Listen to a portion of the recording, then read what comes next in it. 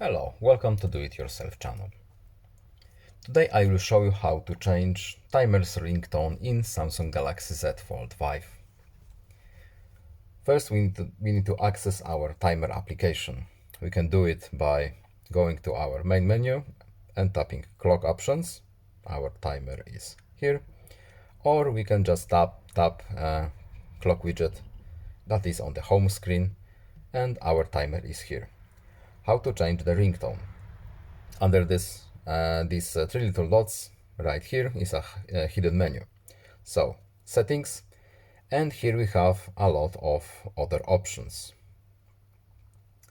To change sound, ringtone, however you want to call it, we have to tap it here, and here are some options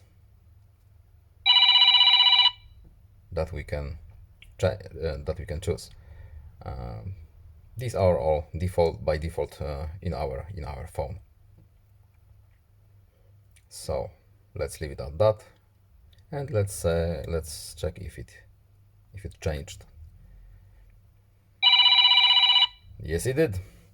I hope this video was helpful to you. Please leave a like and subscribe. Have a nice day and see you in the next video. Goodbye.